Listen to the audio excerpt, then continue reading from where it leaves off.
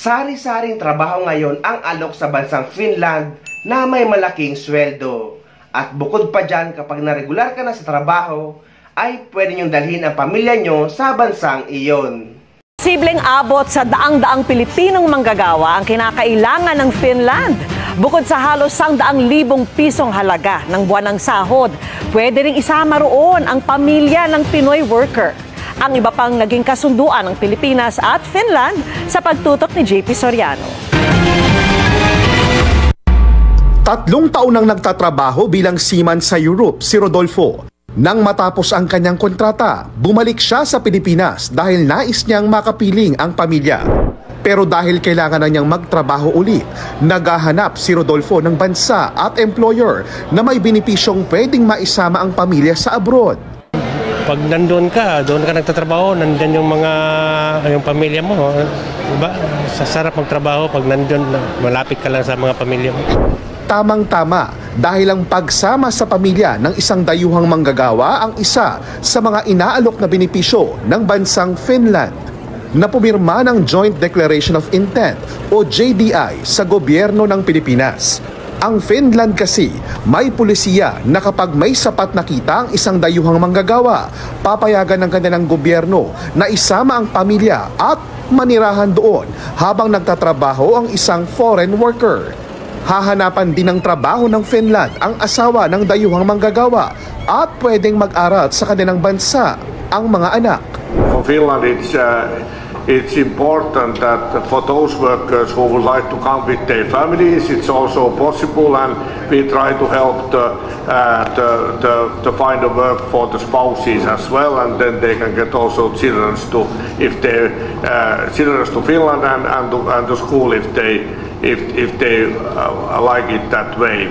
Ang kakailanganin ng Finland, mga skilled workers, hotel at tourism workers, restaurant staff, manggagawa para sa information technology o IT at healthcare workers gaya ng nursing staff at caregivers. Ayon sa gobyerno ng Finland, mahalaga sa kanila ang labor equality.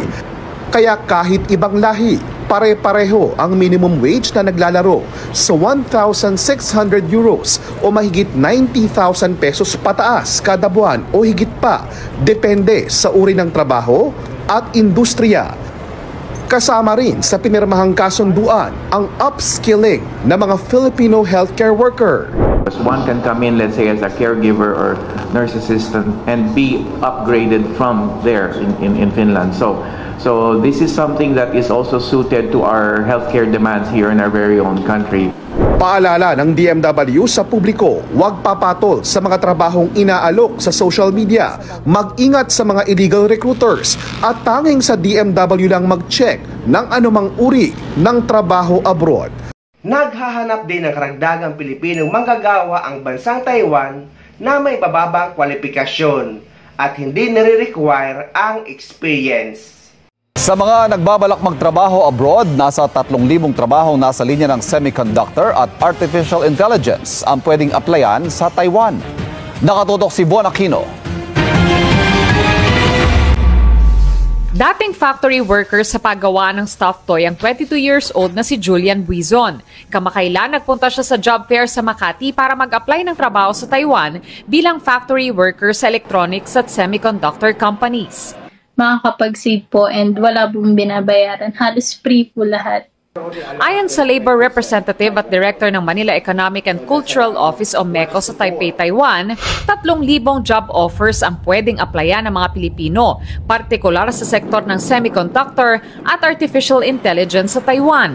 More than 60% of the chips and components for semiconductor and now AI are produced in Taiwan. Dahil po dito, nangangailangan sila ng mga workers for the expansion and new players in this category. Ang qualifications, high school o college graduate, 32 years old pababa kahit walang experience sa ina-apply ang trabaho. Pero ngayon, ang preference na ng employer, kahit college level, no experience required. Kasi pagdating mo doon, hindi ka naman bibitawan. May magme-mentor sa'yo 2 months, 3 months hanggang matuto ka. Pwede ring magsumite ng application sa recruitment agencies na accredited ng DMW, Ministry of Labor of Taiwan at MECO. Sabi ng MECO, magaan daw ang trabaho kabilang ang pagtiyak sa kalidad ng mga chips. Wala pong assembly.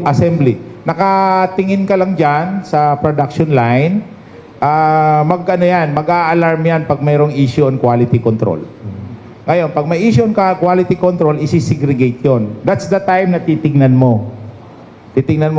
Most of them are using microscope. Ang mga matatanggap sa trabaho walang kailangang bayarang placement fees, deployment cost at service charge dahil ang employer ang sasagot nito. Ang basic monthly salary nasa 28,590 Taiwanese dollars o katumbas ng 52,000 pesos. Pero kung mag-overtime, maaring umabot ang buwan ng sahod sa 80,000 pesos. Noong 2024 pa raw nagsasagawa ng job fairs ang Department of Migrant Workers o DMW para mapunan ang mga job order mula Taiwan upang maiwasan ang illegal recruitment at trafficking. Pero dahil simula na ng election period bukas, hihingi muna sila ng permiso sa COMELEC o Commission on Elections para maipagpatuloy ito. Maybe some people will say we're favoring some LGUs and other politicians and would be tantamount to electioneering. That's why, to be sure that we are not violating any election laws, we have to get an exemption. And once it is given, that's the time we can sustain and continue these job fairs all over the country. Pinapaalala naman ng DMW na umiwas kayo sa mga illegal recruiter. Kaya sa lehitimong website lang ng DMW kayo pumunta. O kaya naman ay sumadya kayo sa pinakamalapit na POA office or DMW na ngayon sa lugar nyo.